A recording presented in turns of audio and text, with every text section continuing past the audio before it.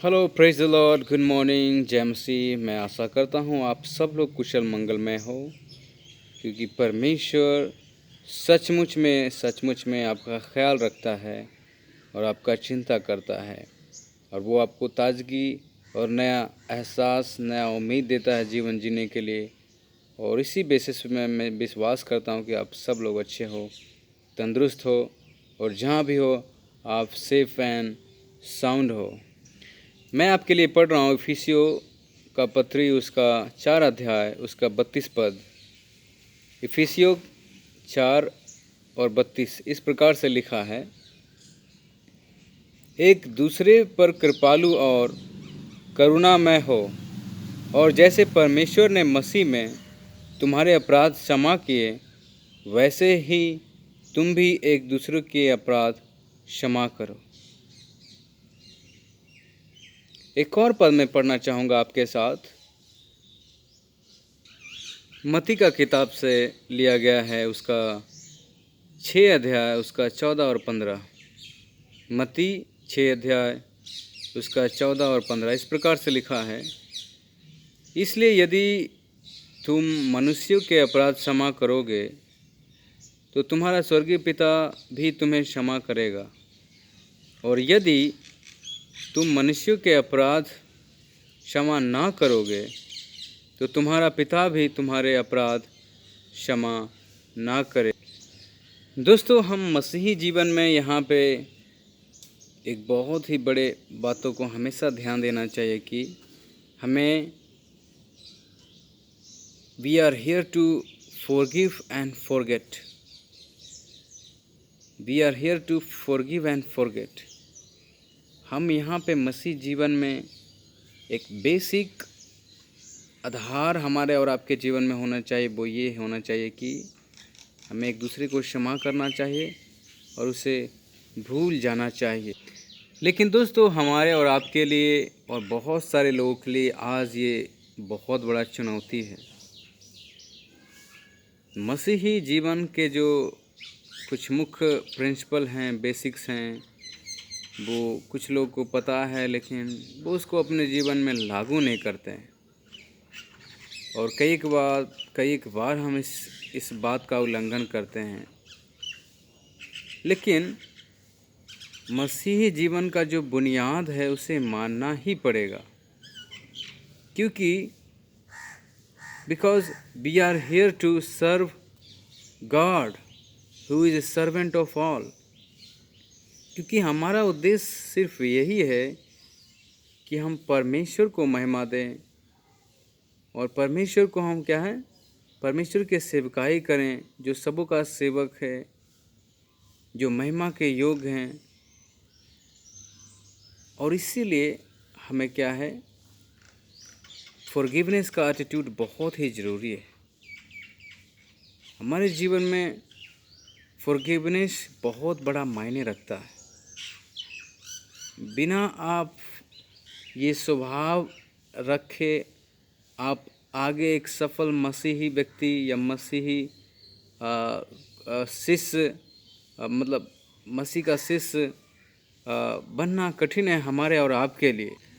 तो यही मैं आज जो हमारे और आपके लिए एक चुनौती सा बना हुआ है, जो एक इमारत सा काम है, वो पहाड़ सा काम है, तो मैं चाहूँगा कि आप परमेश्वर के वचनों से अपने आप को जांचें, और परमेश्वर ही है जो हमें और आपको समझ और शक्ति देता है ऐसे बड़े महान कार्य के लिए। मैं ये भी बता देना चाहता हूँ कि फॉरगिवनेस हृदय से होना चाहिए, अंदर से होना चाहिए, दिल से होना चाहिए। और वैसे तब होता है जब आप परमेश्वर आपके जीवन में शक्ति देता है। अगर आप चाहोगे किसी को फॉरगिव करना, वो संभव नहीं है। और आपकी चुनौतियों के लिए आप परमेश्वर से प्रार्थना करें कि परमेश्वर फॉरगिवनेस का हार्ट दे। फॉरगिवनेस रियल मायने में हमारे आत्मिकता को कितना लाभ पहुंचाता है जब हम एक दूसरे को फॉरगिव करते हैं। परमेश्वर से ऐसा ज्ञान मांगे और परमेश्वर से ऐसा शक्ति मांगे, क्योंकि फॉरगिवनेस बहुत ही एसेंशियल है हमारे और आपके जीवन के लिए। फॉरगिवनेस हमारे और आपके जीवन में होना बहुत ही ज़रूरी है। कई बार हम लोगों को फॉरगिव नहीं करते हैं और हम अपने स्वाभिमान में डटे रहते हैं। लेकिन याद रखिए, परमेश्वर का वचन आज हमें और आपको एक बार फिर से रिमाइंडर याद दिलाता है कि परमेश्वर ने भी हमें क्षमा किया है हमारे गुनाहों के लिए। हम तो परमेश्वर के विरोधी थे, तो हमें भी एक दूसरे को फॉरगिव करना चाहिए। वो इसलिए क्योंकि हमारा परमेश्वर भी हमें फॉरगिव किया है और हमारा अल्टीमेट यही है कि उस परमेश्वर को हम महिमा दें, उस परमेश्वर को हम महिमा देते रहें जो हमें और आपको प्रेम करता है। और सबसे बड़ी बात हमें ये याद रखना चाहिए कि we are here to preach about change. हम यहाँ पे प्रचार करने के लिए हैं परमेश्वर के बारे में, जो हमारे और आपके जीवन में बदलाव करता है। तो बदलाव को लेने के लिए इच्छा होना चाहिए, उसको रिसीव करने का इच्छा होना चाहिए, और वो परमेश्वर आपके जीवन में बदलाव करना चाहता है। फॉरगिवनेस का एटीट्यूड के रूप में आपके जीवन में बिल्ड करना चाहता है। तो मैं आज इसी बातों से एंकरेज करना चाहता हूँ, क्योंकि मैंने अपने जीवन में बहुत बार ऐसा सुना, देखा, और मैं सोचा कि आज लोगों को मैं उत्साहित करूँ अपने यूट्यूब चैनल के द्वारा, क्योंकि फॉरगिवनेस एक बहुत ही ख़ास एलिमेंट है। जब आप फॉरगिव दूसरे को करते हो, परमेश्वर आपके जीवन में एक अनोखा संतुष्टि और शांति से भरता है, और वो आपके स्वभाव, फॉरगिवनेस का जो स्वभाव है, आपको प्रतिदिन नया उम्मीद, नया शक्ति प्रदान करेगा मसीह जीवन में और बढ़ने के लिए। और परमेश्वर से आप कहें कि प्रभु जी, मैं सही में दिल से, हृदय से लोगों को फॉरगिव करना चाहता हूँ। फॉरगिवनेस का हार्ट दे परमेश्वर, इसका समझ दे हमें। और याद रखिए, जब आप फॉरगिव किसी को नहीं करते हैं, आप परमेश्वर के वचनों को, परमेश्वर के स्वभाव को उल्लंघन करते हैं, और दूसरे को भी आप हर्ट करते हैं।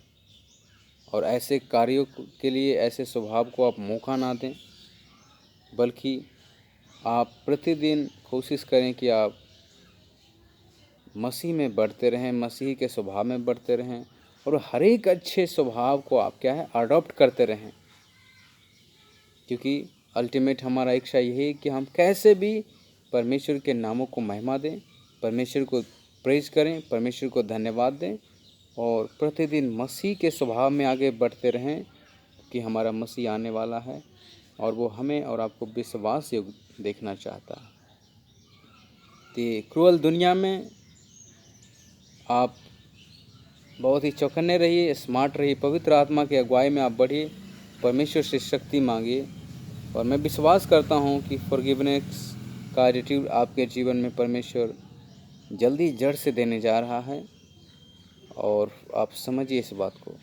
सो फॉरगिवनेस बहुत ही इम्पोर्टेंट है, ये एक बेसिक है, ये एसेंशियल है। अगर किसी के प्रति आपके मन में ऐसा मोटापन है, अगर कोई आपको हर्ट किया है, आप उसके प्रति ईर्ष्या से भरें, तो आप परमेश्वर से कहिए, प्रभु मैं इसको फॉरगिव करना चाहता हूँ। उसके नाम लेके प्रार्थना कीजिए। अगर वो आप उससे मिल सकते हैं तो आप कहिए कि हाँ भाई, मैं आपके प्रति ऐसा सोच रहा था, लेकिन मैं आज चाहता हूँ कि मैं आपको माफ़ी कर दूँ, या आप मुझे माफ़ कर दो, मैंने किसी गलती किया। तो फिर आपके जीवन में परमेश्वर और आशीष देगा और आपको और बढ़ाएगा। तो थैंक यू, जय मसीह, और इसमें बढ़िए। और मैं रिक्वेस्ट करना चाहूँगा कि आप ऐसे जो हमारे जो ये संदेश हैं आप लोगों तक पहुँचाइए, और हमारे चैनल को भी आप लाइक कीजिए और सब्सक्राइब कीजिए, हमें उत्साहित कीजिए कि हम और भी एनर्जेटिक तरीके से वीडियो को बना सके और परमेश्वर को महिमा दे सके। और अपना तब तक ध्यान रखिए, और जल्दी हम मिलते हैं। Thank you so much.